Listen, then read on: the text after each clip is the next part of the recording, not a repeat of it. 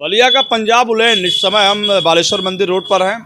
आप देख सकते हैं ये रंग बिरंगी ऊन।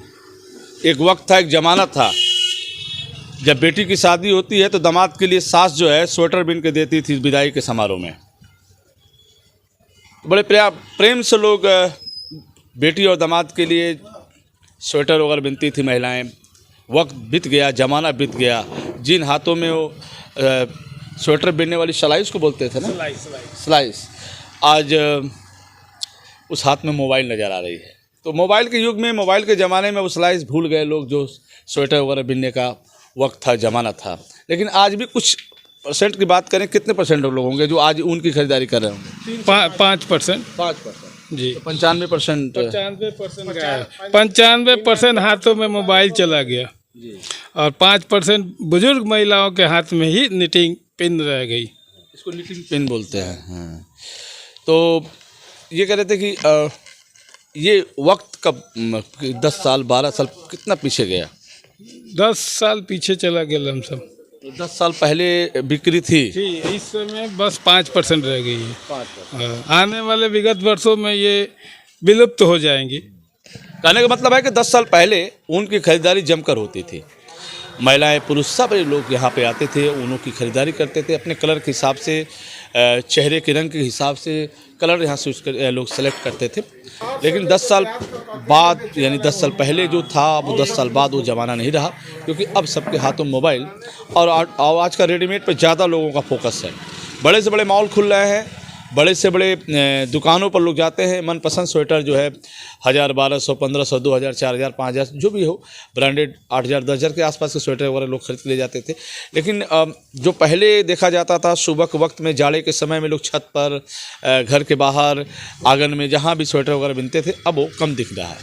तो वक्त ज़माने के हिसाब से सब कुछ बदला सा नज़र आ रहा है। फैशन के दौर में अब भला इस ऊन का कौन काम। सर, आपने अभी कहा कि एक वक्त था, एक ज़माना था कि एक लाइन लगा करती थी और वक्त नहीं था, आपके पास समय नहीं होता था कि हम ज़्यादा ऊन बेच सके, कर्मचारी भी थक जाते थे। अब क्या है? फैशन और मोबाइल के दौर में निटिंग यार्न की बिक्री लगभग समाप्ति की ओर है। इसका मुख्य कारण फैशन और मोबाइल। जिसके हाथ में मोबाइल रहेगा वो फैशन का काम हैंड निटिंग से नहीं करेंगे। पहले क्या था?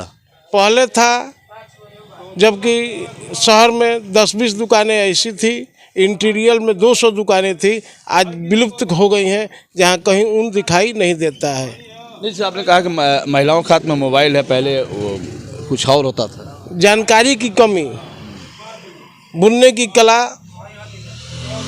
नगण्य हो गई है ही नहीं है, तो बुनाई, ऊन बुनने का सवाल ही नहीं उठता। तो ऐसे में आप स्टॉक रखे हुए हैं उनका, फिर क्यों रखा है आपने? ये मेरा जन्म से ही मेरा उनका काम है, इसको सजो कर रखा गया है। आगे आने वाले भविष्य में महिलाएं, बच्चियां इस पर ध्यान देंगी और सरकार की ओर से हैंड निटिंग का विशेष प्रबंध हस्तकला का किया जाएगा, तो ये विकसित हो सकता है। उम्मीद है आगे भविष्य में इसका भविष्य अच्छा रहेगा।